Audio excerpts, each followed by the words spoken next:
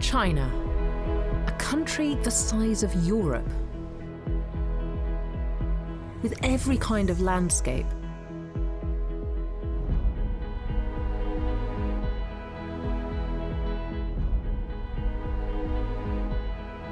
Every kind of habitat, every kind of climate, and where animals of many different types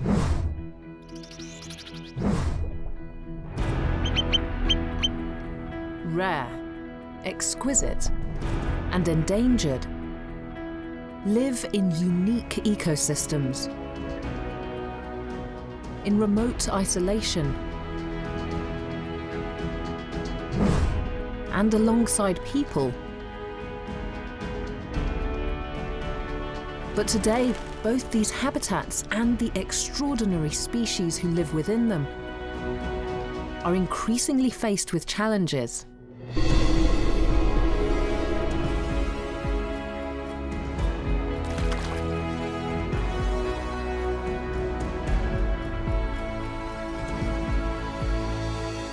As people race to find solutions,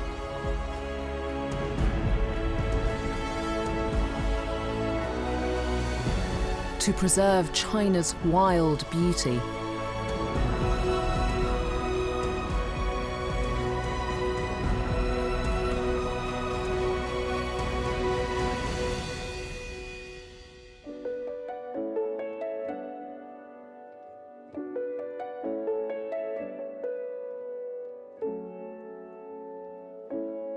Forest, the largest ecosystem on land. A landscape dominated by an unbroken expanse of trees. Some capable of living thousands of years, others grow at a rate of almost a metre a day, to reach heights of 200 metres.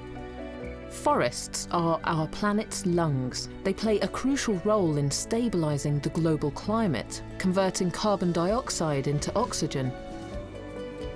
Humans and wildlife could not survive without trees.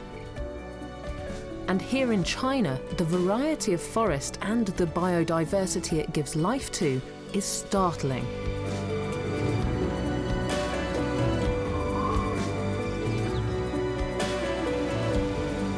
With her swampy rainforest in the south and her towering evergreens in the north, each home to rare species, playing, breeding, and surviving. Above the treetops, under the camouflage of the canopy, and on the forest floor, crossing the entire expanse of China.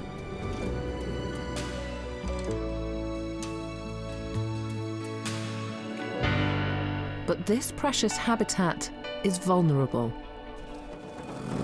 and every effort is now being made to preserve it and the species born into its ecosystem.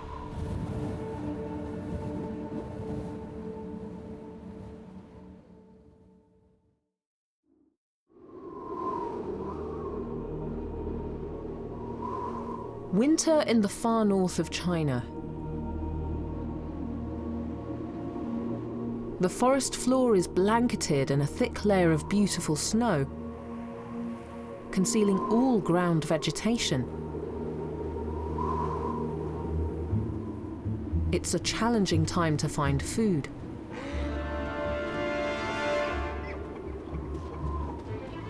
Especially for the most vulnerable animals, the young and old, who struggle to survive. This is a family of wild boar. They're specially adapted to the task of foraging in winter.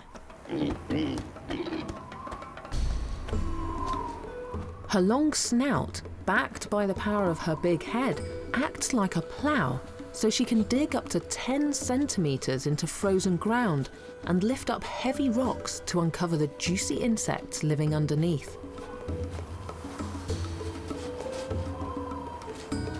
Her bawlet trailing behind, born in warmer weathers, has just been weaned and is today learning the ropes from its mother, building up the vital neck and head muscles needed to uncover lunch. But other hoofed animals don't fare so well in winter. Deer use their hooves to clear snow away from plants. They graze on grasses and dwarf shrubs, coniferous tree shoots. But they have a poor sense of smell, and so in deep snow can find it difficult to locate vegetation. In times of desperation, they even resort to eating tree bark. A breeding centre has been set up deep in the heart of the forest to boost numbers. Here a population of stika deer, bred in captivity, are thriving and preparing for release and life in the wild.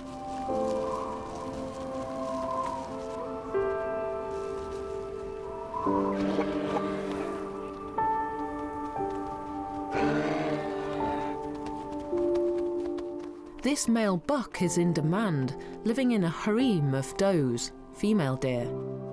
He shed his antlers in December following a drop in testosterone after the mating or rutting season. They'll be fully grown again by the summer. The deer's natural skittishness and intense sense of hearing will be useful survival tools when they need to protect themselves in the wild. Their large rotating ears are perfectly shaped to detect even the faintest of sounds with pinpoint precision.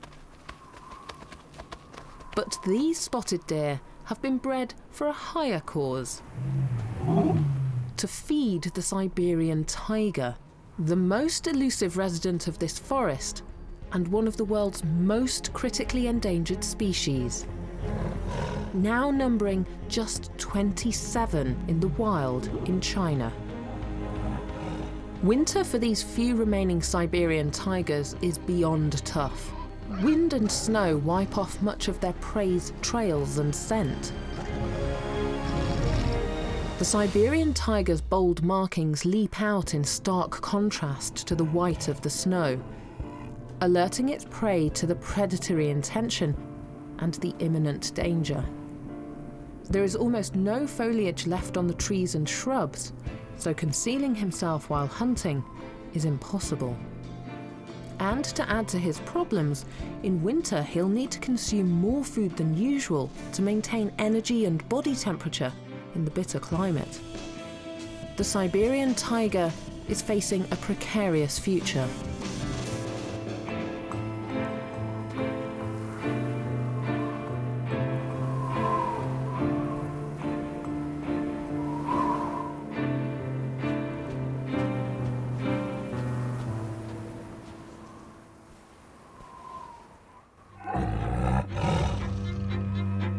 His survival is now in the hands of Park Ranger Lao Yen and his forest patrol team, who spend the winter living in remote isolation in Da Huanggo Forest, not far from the border with North Korea, where they monitor the every movement or faintest track left by the Siberian tiger.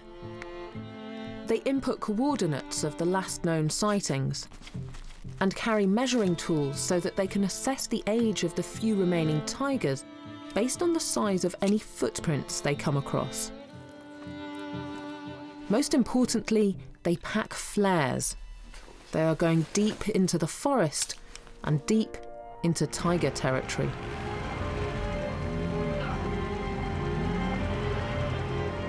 The tiger is the top of the food chain, but his survival depends on the survival of all species, from the bottom up. The team is determined to support the wildlife in this forest struggling most with the extreme weather and food shortages. And winter is the busiest time of year for Lao Yen's squad. They abandon the vehicle and set off on foot, sensitive not to alarm any of the creatures living in this remote and peaceful habitat. They're careful not to let their work affect the behaviour of the forest's inhabitants, wanting this habitat to remain untouched by man. and other efforts have been made to assist them in protecting the forest. All hunting and logging is now banned to help the ecosystem flourish. They enter in silence, stealth-like, walking in single file to minimize footprints. They are the unsung heroes of wildlife conservation. Their first stop is a feeding station, where they put corn in the feeding trough, a high-carbohydrate diet to keep up the animals' energy in the winter. And Lao Yen hangs a block of essential minerals and salts. This food bank is predominantly for the hoofed animals, especially the wild sika deer. They can survive for up to a month without any food, but a loss of more than 20% of their body weight in winter would signal disaster. Next comes Lao Yen's favourite moment of the day, checking the recordings on their infrared cameras. These record any activity round the feeding station. It's an important piece of evidence, recording which animals are living in this corner of the forest, and they are encouraged by the footage. The station attracts a host of animals, mainly deer, but also boar, a badger, and a bear. But as he spools through the footage, he finds something remarkable. The Holy Grail. A lone Siberian tiger recently prowled through this very clearing. One of the last surviving individuals left in the wild on the planet. And he looks like a very healthy specimen, confirming everyone's hopes. The future of his existence is now firmly in the hands of the rangers, who have designated this and other forests protected land, to be inhabited by the planet's rarest and most elusive species.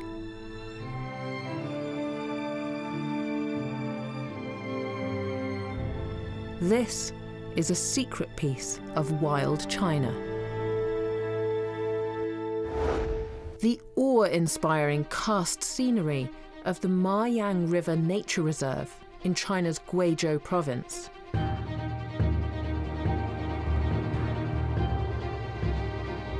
Where bizarre-looking limestone peaks jut out from the ground. Carved out through erosion over millennia, each mound blanketed in subtropical forest. The limestone is porous, and so water isn't retained in the soil here, but disappears deep underground. Yet miraculously, these forests give way to both rich vegetation and a thriving ecosystem, in part also due to the calcium richness of the rocks.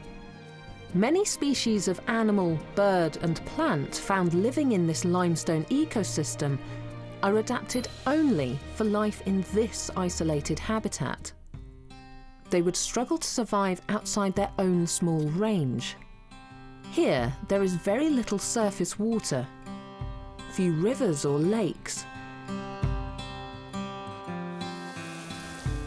But thanks to a vast underground network of caves and pools, the trees in this forest are flourishing on this rocky patch of the earth.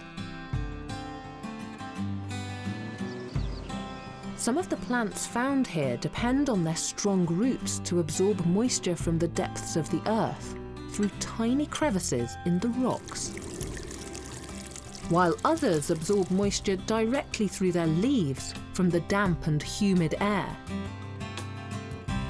The area is rich in endemic species that are unique to here, having adapted only for life in these conditions. But they all compete for access to the limited yet vital resources. Flowering plants are especially rare in the karst forest. This Japanese banana flower produces clusters of tubular flowers, only in the months of August and September. Deep within each flower is the sweetest and largest single supply of nectar found in the forest. A vital source of food and hydration, shared and fought over by bird, butterfly, and wasp. The plant produces its irresistible nectar to attract attention from these would-be pollinators, who unknowingly transfer the fine powdery pollen from male flowers to female flowers while feeding on the nectar. This fork-tailed sunbird's downward curved bill is perfect for extracting the nectar from deep within the flower.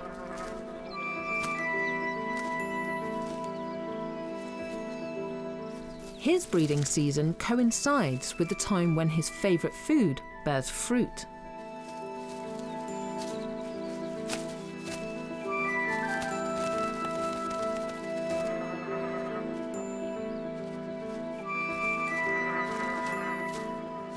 Like a hummingbird, he's able to extract nectar by hovering close to the plant. But this chap doesn't yet have those skills and is finding the menacing presence of the wasps too much to handle.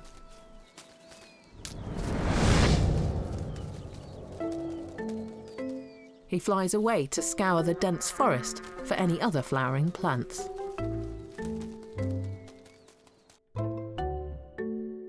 But no resource is more precious or more hotly contested in this forest than water.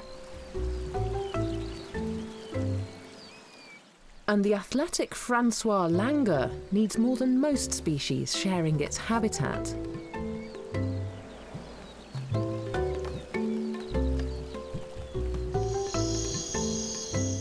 An extended family with one dominant male, several females, and their offspring live along the banks of the shallow and seasonal Ma-yang River.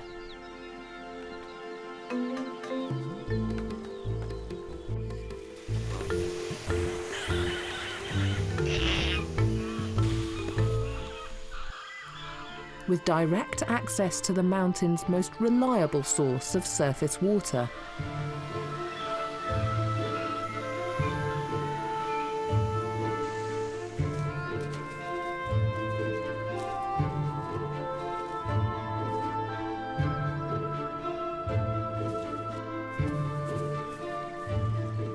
This is one of the world's rarest monkeys.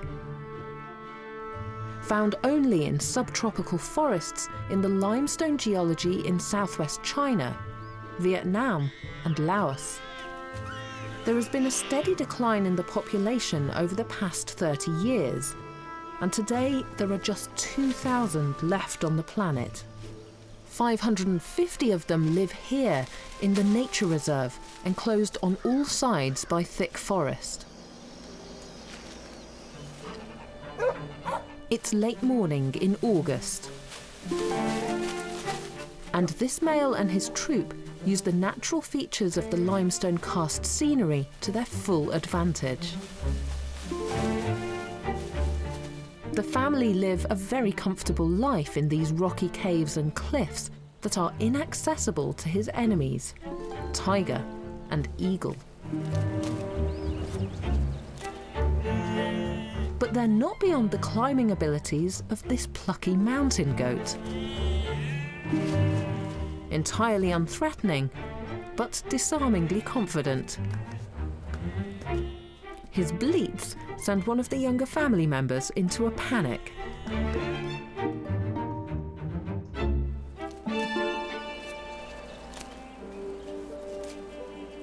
The langur's diet is primarily made up of leaves. But he won't eat any old leaves on offer in this vast forest. The langur is a picky eater. Studies show them to have preferences for a very small range of leaves. Some of his favourites are the dwarf ylang-ylang and the brown beech. But mature leaves are difficult to digest, So here, in this remote forest, an evolutionary adaptation has taken place over the course of thousands of years. The Francois langur has acquired a complex stomach, made up of 3 separate chambers, each hosting different vital bacteria needed to break down the leaves. But this plant diet does not provide them with much energy. And so these langurs are often rather lethargic.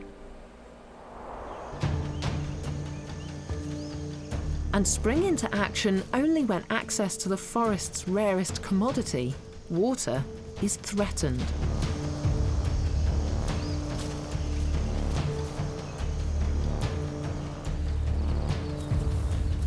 This troop control access to this river. It's their territory, and they are unwilling to share it with anyone. But they aren't the only troop in this part of the forest. Guards are posted to keep lookout in the trees. But the hypnotic buzz of the cicadas is too much for some, and this young langur has been lulled into a state of slumber.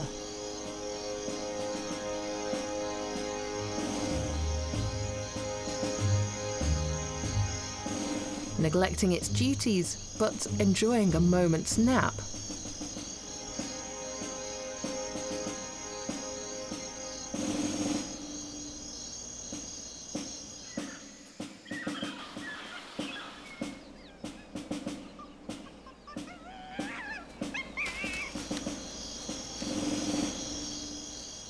Until awoken with a startle by a loud shriek.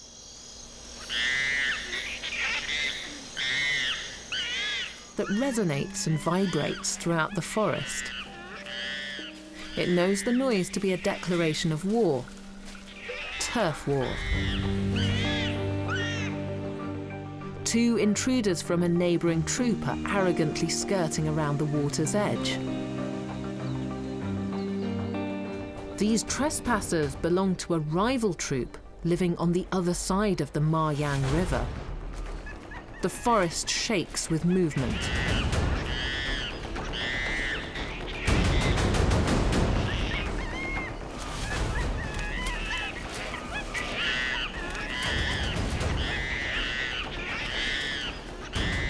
As our family rush down from the treetops to defend their precious strip of water and their community's honour, they perform aerial acrobatics as they hurtle from branch to branch, flying through the layers of trees. They bare their sharp canines, teeth designed only for intimidation, as they're entirely unnecessary for a diet of leaves.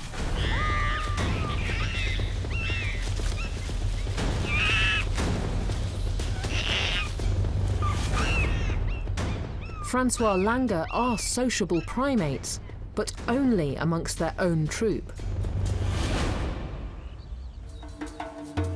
The invaders are forced to retreat and run back to their side, at great speed.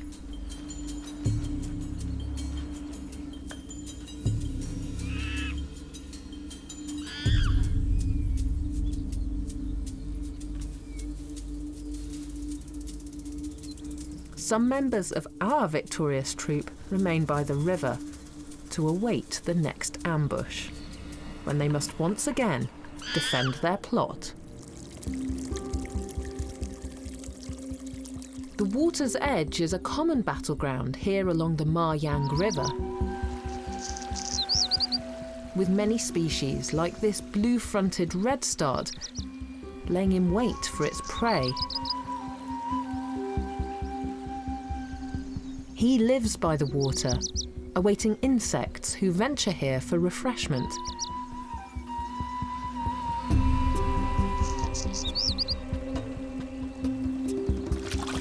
This butterfly has scarcely touched the surface of the water when he's snatched ashore and the redstart prepares his meal.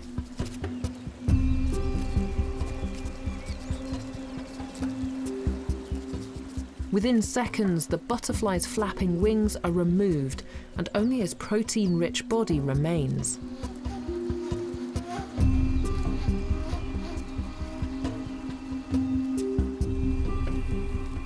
The allure of the water sealed this butterfly's fate.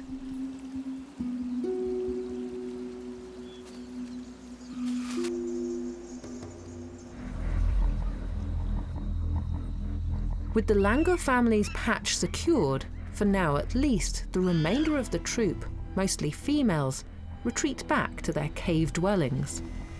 Despite having thwarted the intruder, they return with vigilance and suspicion, keen not to be followed back, for they have something else to protect back in the caves.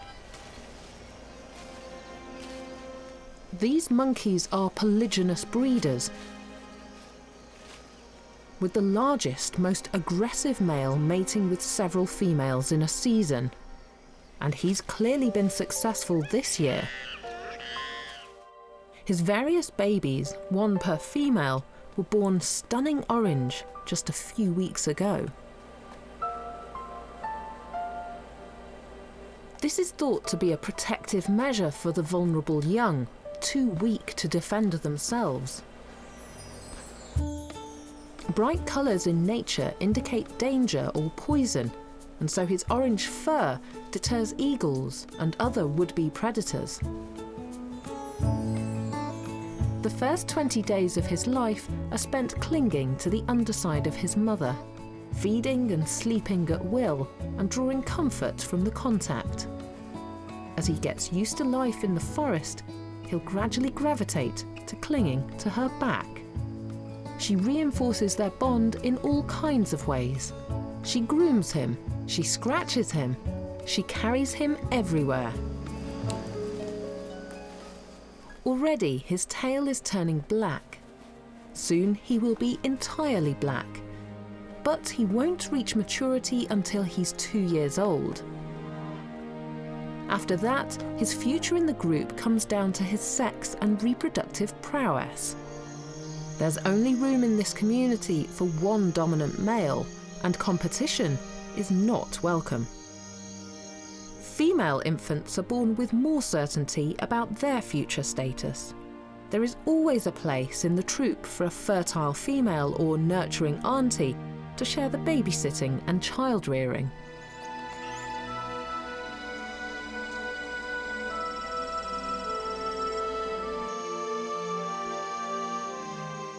But when this male reaches sexual maturity, he will either be forced out of this troop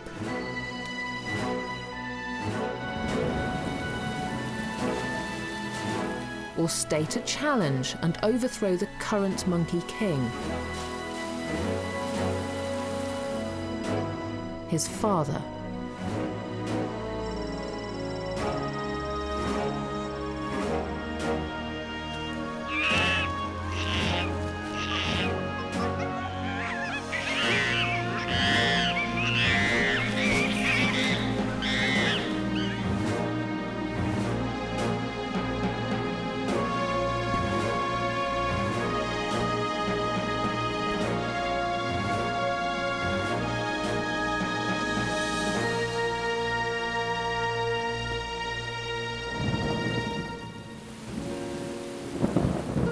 In this forest, the rains are very welcome, bringing a release to the humidity.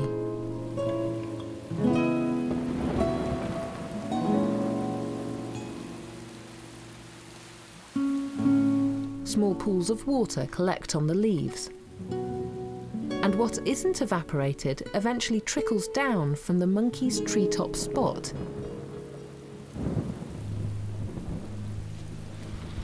Along the way, it passes carbonated rocks that filter the water before it then emerges at the depths of the forest floor as springs. To be enjoyed by this male silver pheasant and his flock of brown females.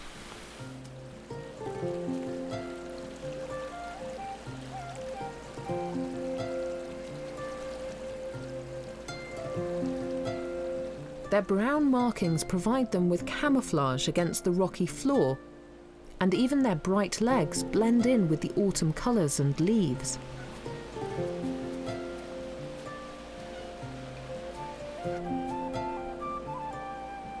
But his striking appearance stands out from the environment and is designed for another purpose altogether. It's taken him 2 years to grow this elegant set of full plumage, but as a terrestrial bird, his elaborate feathers are largely ceremonial.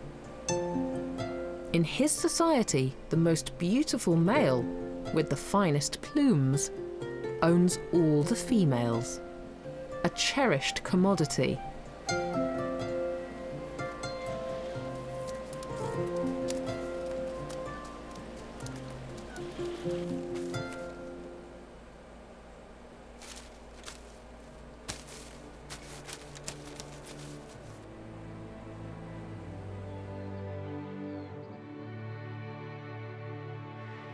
The remoteness of this location is what preserves its biodiverse uniqueness and ensures it is home to some of the rarest and most insular creatures on the planet.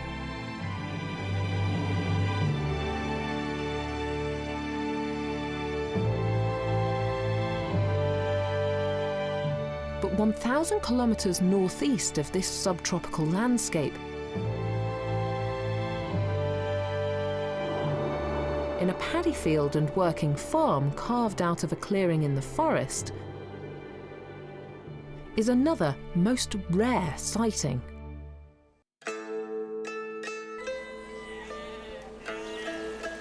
A crested ibis. She's come down from her treetop habitat in the neighbouring forest with a striking red head and pink underfeathers. These birds were the prized possession in Chinese courts, where for hundreds of years they proudly roamed palace grounds. But today these once revered birds are teetering dangerously on the brink of extinction. This paddy field provides her and her family with all the food they need. The land is initially churned up by water buffalo,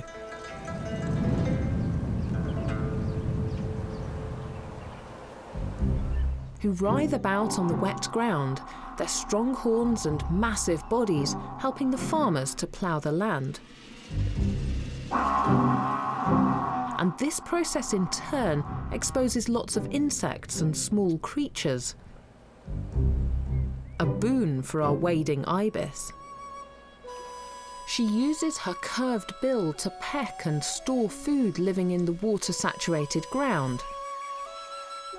Amphibians, crustaceans, fish and insects.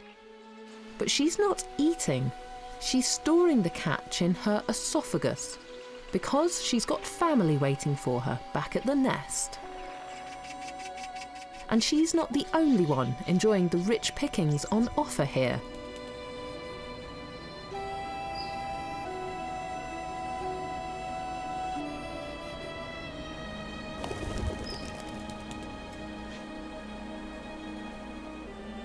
While today this paddy field is offering up a great source of food for the crested ibis, its numbers are dangerously low. 20 years ago, only 7 were thought to be left in the wild. Numbers plummeted as its habitat shrunk, and trees were chopped down to make way for farmland. But the crested ibis is also caught up in a complex, vicious circle.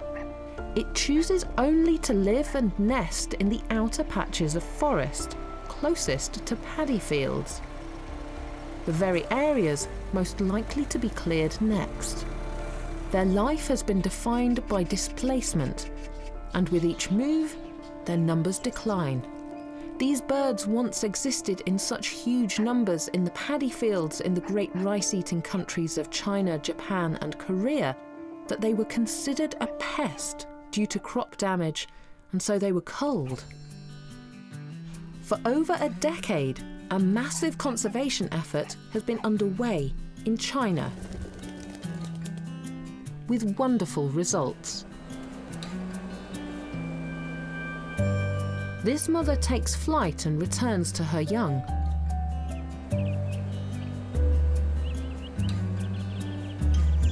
Nesting high up in a conifer tree in a sturdy structure of twigs on the edge of the forest in Dongjai Nature Reserve.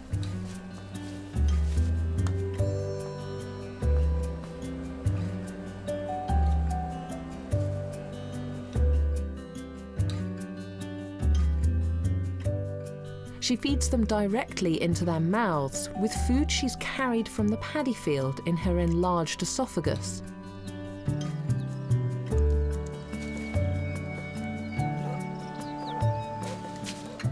Her infants' faces are salmon pink, while their mother's is deep red. With all the food finished, she returns for more fishing in the paddy field below.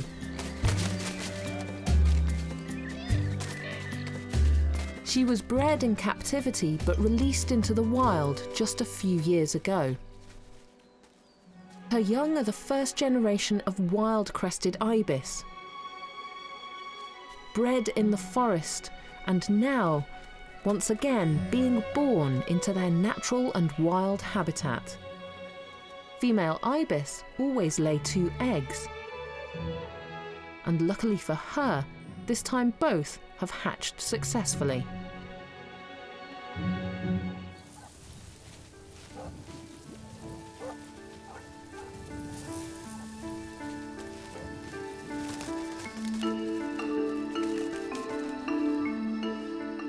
Their nest is a sturdy structure made of thick branches in the tops of trees overlooking their feeding ground.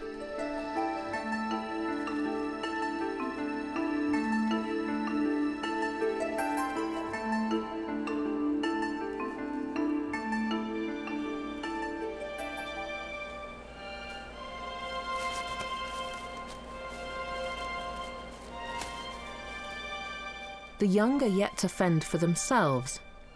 They haven't flown the nest. And so they keep themselves entertained and exercised, unfolding their wings to both regulate their body temperature and practice their balancing skills.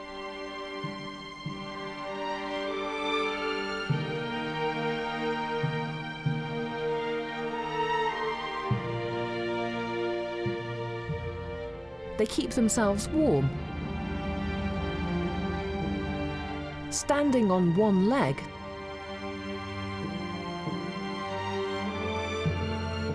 tucking the other into their body, and so reducing heat loss by about a half.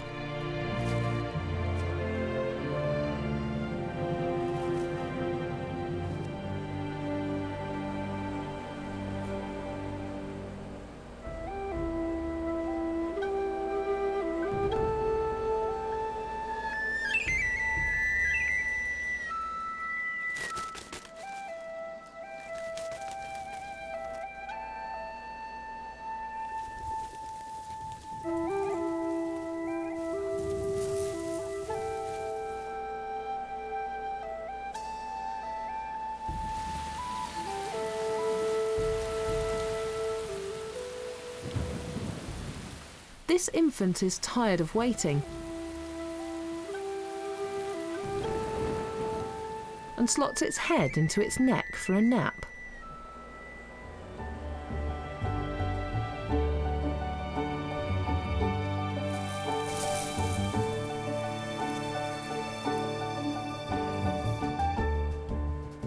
But he's rudely awoken by the noise of a neighbouring farmer and her animals.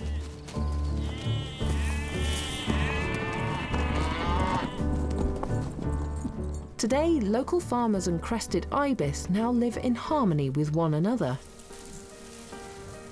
And the farmers make every effort not to harm these precious birds, no longer using fertilizer or pesticides in their fields. And so the prospects for this crested ibis are looking up. All these efforts to protect this species from vanishing are really paying off.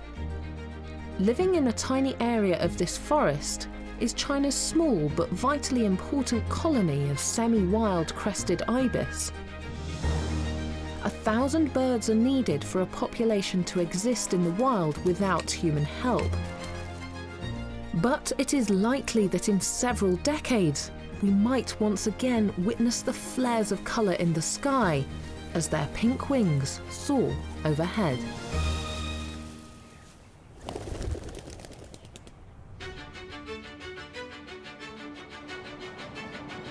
Autumn in the northeastern province of Jilin. Rolling mountains carpeted in hardy, weather-enduring trees. Home of the Siberian tiger. The snows have melted to reveal a rich biodiversity on the forest floor.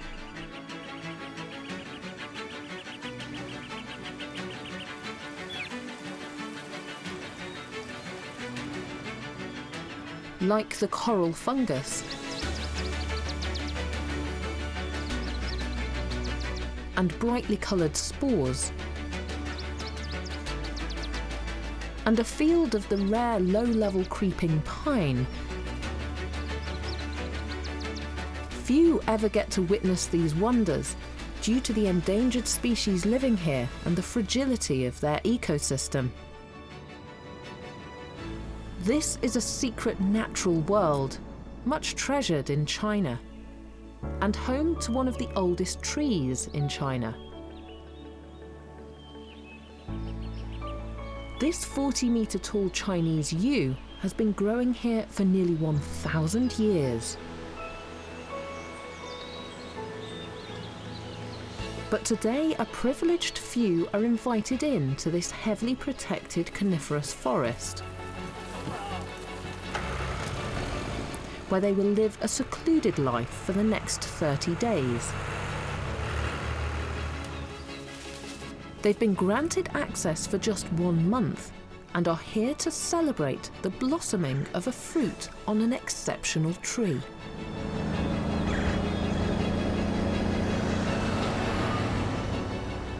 The Korean pine. Unusually, one of this forest's most valuable specimens is also its most numerous. There are millions growing in this forest. But what makes this tree so unique and fascinating is that it doesn't blossom until the ripe old age of 30, taking a further 2 years before its fruit, pine cones, ripen. This event is patiently anticipated and much celebrated.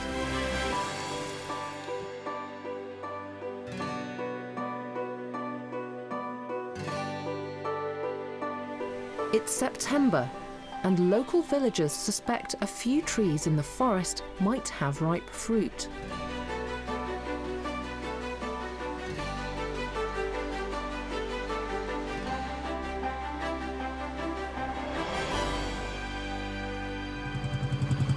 Their income comes from harvesting the cones, and so they set out to collect what they consider to be treasure. They need to isolate the trees bearing the most ripe fruit. But unhelpfully, it's nestled high up on its upper branches. The process is highly precarious, and equipped only with very simple gear, they plan to scale the 20-metre trunk. These men grew up in this area of forest and are experts at surviving here. He's fixed crampons to his boots to grip the tree and created a homemade design to ensure that the points don't change direction.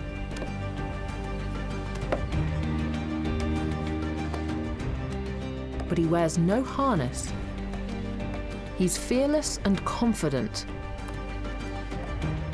He's done this every season for years.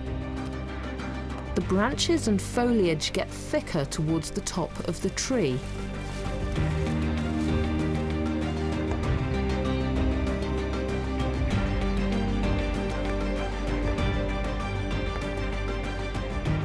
and he reaches the summit in minutes. His friends on the ground can see the pine cones better than he can. They direct him to where they are, camouflaged green in the dense foliage. Incredibly, he's used up all this energy and risked his life for just a handful of cones. But restraint is the secret to ensuring future generations are able to harvest the fruits of this forest. Unfortunately, there are also some easy pickings from windfall.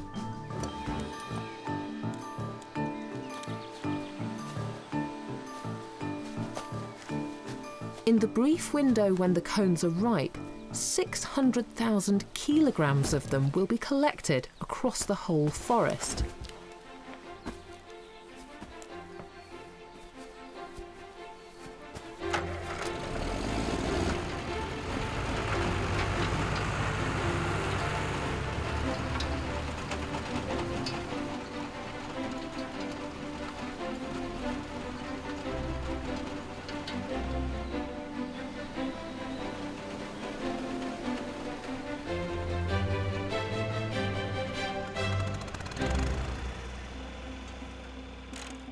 They take the cones to the village for processing,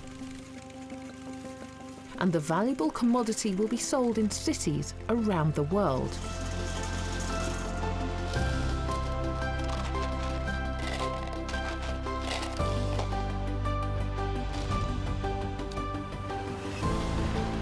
While back in the forest, the cones that fall outside of the harvesting window, when no humans are present, will become food for the forest's animals. And the pine's seeds will spread and give birth to more trees.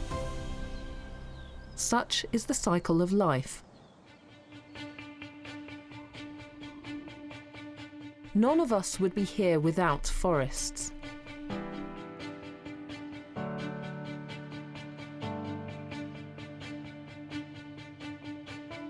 Yet this habitat, home to some of the world's rarest species, living in relative isolation deep in the heart of the forest,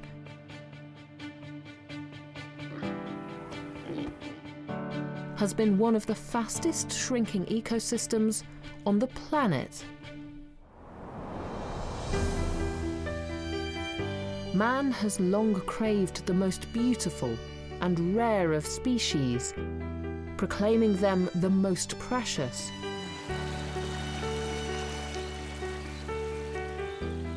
But here in the forests of China, from the subtropical to the coniferous, major efforts are underway to protect and preserve China's endangered species. Vulnerable to changes in their homes, the environment, and shortages of food.